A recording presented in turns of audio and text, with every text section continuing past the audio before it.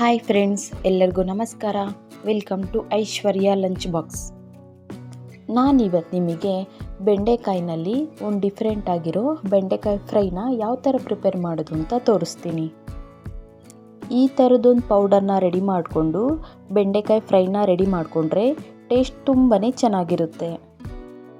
ಹಾಗಿದ್ರೆ ಈ ಬೆಂಡೆಕಾಯಿ ಫ್ರೈನ ಯಾವ ಥರ ರೆಡಿ ಮಾಡೋದು ಅಂತ ನೋಡೋಣ. ಫಸ್ಟು ಒಂದು ಪಾತ್ರೆನ ಬಿಸಿ ಮಾಡಿಕೊಂಡು ನೋಡಿ, ಈ ಚಿಕ್ಕ ಬೌಲಲ್ಲಿ ಒಂದು ಬೌಲ್ ಆಗೋಷ್ಟು ಕಡಲೆ ಬೀಜ ಹಾಕ್ಕೊತಾ ಇದ್ದೀನಿ. ಕಡಲೆ ಬೀಜನ ಮೀಡಿಯಮ್ ಫ್ಲೇಮ್ ಇಟ್ಕೊಂಡು ಫ್ರೈ ಮಾಡ್ಕೋಬೇಕು. ನೋಡಿ, ಇಷ್ಟು ಫ್ರೈ ಆದರೆ ಸಾಕಾಗುತ್ತೆ. ಸ್ಟವ್ ಆಫ್ ಮಾಡಿಕೊಂಡು ತಣ್ಣಗೆ ಮಾಡ್ಕೋಬೇಕು ಇದನ್ನು. ನಂತರ ಒಂದು ಮಿಕ್ಸಿ ಜಾರ್ಗೆ ಹುರಿದಿರೋ ಕಡಲೆ ಬೀಜ, 5-6 ಬೆಳ್ಳುಳ್ಳಿ, 1 ಇಂಚಾಗುವಷ್ಟು ಶುಂಠಿ, 1 ಹಸಿರು ಮೆಣಸಿನ್ಕಾಯಿ, ಸ್ವಲ್ಪ ಕರಿಬೇವು, ಚಿಕ್ಕದಾಗಿ ಕಟ್ ಮಾಡಿಕೊಂಡು ಒಣ ಕೊಬ್ಬರಿ ಹಾಕ್ಕೊತಿದ್ದೀನಿ.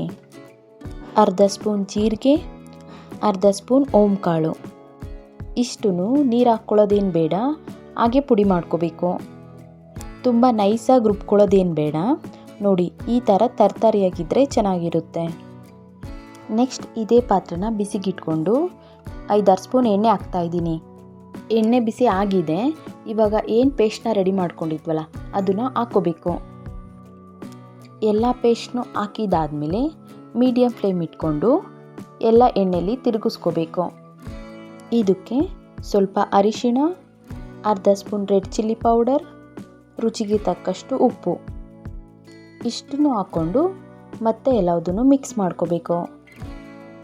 ಮೀಡಿಯಮ್ ಫ್ಲೇಮಲ್ಲೇ 1 ನಿಮಿಷ ಫ್ರೈ ಮಾಡ್ಕೋಬೇಕು.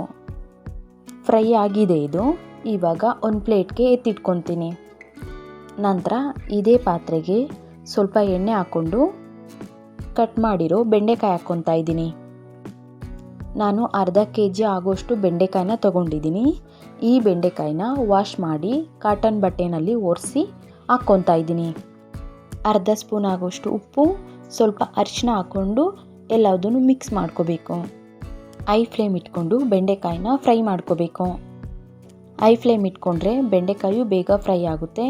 ನೋಡಿ, ಈ ಥರ ಜೆಲ್ಲೆಲ್ಲ ಬಿಡುತ್ತೆ, ಅದೆಲ್ಲ ಬೇಗ ಡ್ರೈ ಆಗುತ್ತೆ. 3-4 ನಿಮಿಷ ಫ್ರೈ ಮಾಡ್ಕೊಂಡಿದ್ದೀನಿ. ನೋಡಿ, ಇಷ್ಟು ಫ್ರೈ ಆಗಿದೆ. ಇಷ್ಟು ಫ್ರೈ ಆದರೆ ಸಾಕಾಗುತ್ತೆ. ಅರ್ಧ ಸ್ಪೂನ್ ಆಗೋಷ್ಟು ನಿಂಬೆಹಣ್ಣಿನ ರಸ ಹಾಕ್ಕೊತಾ ಇದ್ದೀನಿ. ನೆಕ್ಸ್ಟ್ ಏನು ಪ್ರಿಪೇರ್ ಮಾಡ್ಕೊಂಡಿದ್ವಲ್ಲ ಆ ಪೌಡರ್ನ ಹಾಕ್ಕೊಂಡು ಎಲ್ಲದನ್ನು ತಿರುಗಿಸ್ಕೋಬೇಕು. ನೋಡಿ, ಈ ಥರ ಎಲ್ಲದನ್ನು ಮಿಕ್ಸ್ ಮಾಡ್ಕೊಂಡಿದ್ದೀನಿ. ಸ್ವಲ್ಪ ಕೊತ್ತಂಬರಿ ಸೊಪ್ಪು ಹಾಕ್ಕೊತಾ ಇದ್ದೀನಿ. ಕೊತ್ತಂಬರಿ ಸೊಪ್ಪು ಬಾಡಿದಾದ್ಮೇಲೆ ಸ್ಟವ್ ಆಫ್ ಮಾಡ್ಕೋಬೇಕು. ಫೈನಲ್ ಆಗಿ ಬೆಂಡೆಕಾಯಿ ಫ್ರೈ ರೆಡಿಯಾಗಿದೆ. ಈ ಬೆಂಡೆಕಾಯಿ ಫ್ರೈನ ಚಪಾತಿಗೆ, ಪರೋಟಾಗೆ, ಹಾಗೆ ಸೈಡ್ ಡಿಶ್ಶಾಗಿ ಕೂಡ ರೆಡಿ ಮಾಡ್ಕೋಬೋದು. ಹಾಗಿದ್ರೆ ನೋಡಿದ್ರಲ್ಲ ಯಾವ ಥರ ಬೆಂಡೆಕಾಯಿ ಫ್ರೈ ಮಾಡೋದು ಅಂತ. ಈ ಹೆಲ್ತಿ ರೆಸಿಪಿನ ತಪ್ಪದೆ ನಿಮ್ಮ ಮನೇಲೂ ಟ್ರೈ ಮಾಡಿ ಟೇಸ್ಟ್ ಮಾಡಿ.